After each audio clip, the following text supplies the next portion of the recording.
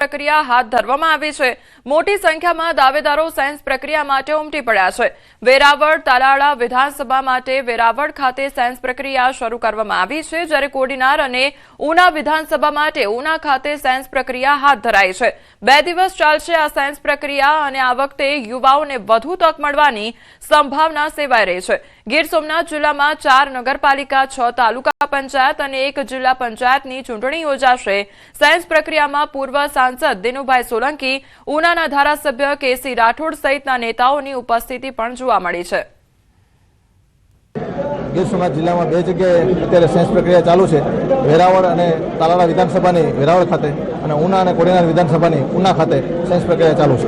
4 નગરપાલિકા, 6 તાલુકા પંચાયત અને 1 જિલ્લા પંચાયતની ચૂંટણીના ઉમેદવારોનું અત્યારે સિલેક્શન ચાલુ છે। ગુજરાતની અંદર સ્થાનિક સ્વરાજની ચૂંટણીઓને લઈ હવે અલગ અલગ પાર્ટીઓ છે તે પોતાના ઉમેદવારોની શોધખોળ હાથ કરી રહી છે, ત્યારે ગીર સોમનાથ જિલ્લાની અંદર પણ ભાજપ દ્વારા સાયન્સ પ્રક્રિયા છે તે હાથ ધરવામાં આવી છે। ગીર સોમનાથ જિલ્લાની અંદર ખાસ 2 અલગ અલગ ઝોનની અંદર સાયન્સ પ્રક્રિયા છે તે હાથ ધરવામાં આવી છે। એક સાયન્સ પ્રક્રિયા છે તે વેરાવળ એટલે કે તાલાળા અને વેરાવળ વિધાનસભાની સાયન્સ પ્રક્રિયા છે તે વેરાવળ ખાતે યોજવામાં આવી છે। બીજી તરફ ઉના અને કોડીનાર વિધાનસભાની સાયન્સ પ્રક્રિયા છે તે ઉના ખાતે યોજવામાં આવી છે। ત્યારે કહી શકાય કે હાલ હવે ધીરે ધીરે ગુજરાતની અંદર જે રીતે રાજકીય માહોલ જામ્યો છે અને અલગ અલગ ઉમેદવારો છે તે પોતાની ઉમેદવારી છે નોંધાવવા માટે આવ્યા છે, ત્યારે કહી શકાય કે પ્રદેશ નિરીક્ષકોની હાજરીમાં આજે ગીર સોમનાથ જિલ્લાની અંદર જે ઉમેદવારો છે તે પોતાની ઉમેદવારી નોંધાવશે અને આગામી હજુ 1 દિવસ સુધી આ સાયન્સ પ્રક્રિયા છે તે ચાલુ રહેશે।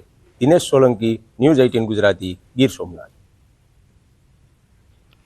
તો રાજકોટ મહાનગરપાલિકાની ચૂંટણીને લઈને ભાજપ સજ્જ જોવા મળી રહ્યો છે। શહેર ભાજપ કાર્યાલય ખાતે 2 દિવસ સુધી સાયન્સ પ્રક્રિયા ચાલુ, તો ચૂંટણી લડવા ઈચ્છુક ઉમેદવારોના કાર્યાલય ખાતે ધામા જોવા મળી રહ્યા છે।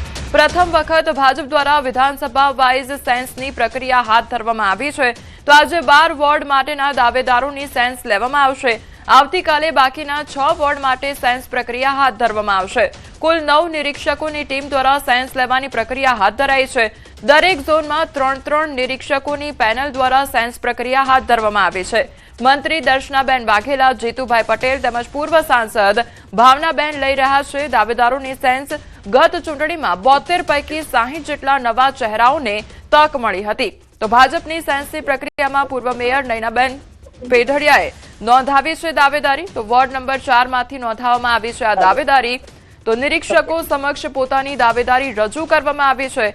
નયનાબેન પેઢડિયાના પતિ દ્વારા પણ કરવામાં આવી રહેલા ગેરકાયદેસર બાંધકામ મામલે તેઓ વિવાદમાં આવ્યા હતા, ત્યારે કુંભના મેળામાં સરકારી કારનો ઉપયોગ કરવામાં આવતા પણ વિવાદમાં તેઓ સપડાયા હતા।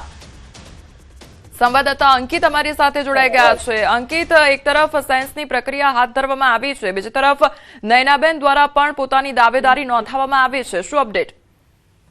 જે ચોક્કસથી વાત કરવામાં તો આગામી સમયમાં યોજાનારી રાજકોટ મહાનગરપાલિકાની ચૂંટણી માટે ભારતીય જનતા પાર્ટી દ્વારા સાયન્સની પ્રક્રિયા છે તે આજરોજ સવારના 10:30 વાગ્યાથી શરૂ કરવામાં આવી છે। પ્રદેશ ભાજપ કાર્યાલય ખાતેથી જુદા જુદા 9 જેટલા નિરીક્ષકો છે તે મોકલવામાં આવ્યા છે અને આ 9 નિરીક્ષકોની 3 નિરીક્ષકોની પેનલ છે તે પણ બનાવવામાં આવી છે અને સવારના 10:30 વાગ્યાથી લઈને સાંજના 5 વાગ્યા સુધી નિરીક્ષકો સમક્ષ જે કાર્યકર્તાઓ છે કે જેઓ ચૂંટણી લડવા ઈચ્છે છે તેઓ પોતાની દાવેદારી છે તે નોંધાવી શકે છે।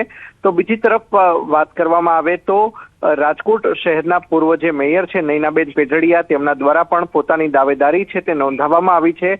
વોર્ડ નંબર 4 માંથી એટલે કે વિધાનસભા 68ની અંદર આવતા વોર્ડ નંબર 4 માંથી તેઓએ પોતાની દાવેદારી છે તે નિરીક્ષકો સમક્ષ છે તે રજૂ કરી છે। નયનાબેન પેઢડિયા છે તે સવારના 11 વાગ્યા બાદ છે તે શહેર ભાજપ કાર્યાલય ખાતે આવી પહોંચ્યા હતા અને ત્યારબાદ વિધિસર તેમણે પોતાનું ઉમેદવારી ફોર્મ ભર્યું હતું અને ત્યારબાદ નિરીક્ષકો સમક્ષ પોતાની દાવેદારી છે તે રજૂ કરી હતી। ઉલ્લેખનીય છે કે નયનાબેન પેઢડિયાના પતિ દ્વારા સામાકાંઠા વિસ્તારની અંદર સૂચિત જે જમીન છે તેની ઉપર ગેરકાયદેસર બાંધકામ છે તે કરવામાં આવ્યું હતું અને તેના કારણે તેઓ વિવાદમાં પણ આવ્યા હતા અને સમગ્ર મામલે ટાઉન પ્લાનિંગ વિભાગ દ્વારા તેમને નોટિસ છે તે પણ પાઠવવામાં આવી હતી। તો 1 વર્ષ પૂર્વે કુંભ મેળામાં સરકારી કારનો ઉપયોગ છે તે નયનાબેન પેઢડિયા દ્વારા કરવામાં આવ્યો હતો અને તેના કારણે પણ તેઓ વિવાદમાં છે તે સપડાયા હતા। જી અંકિત, સમગ્ર માહિતી બદલ આપનો આભાર।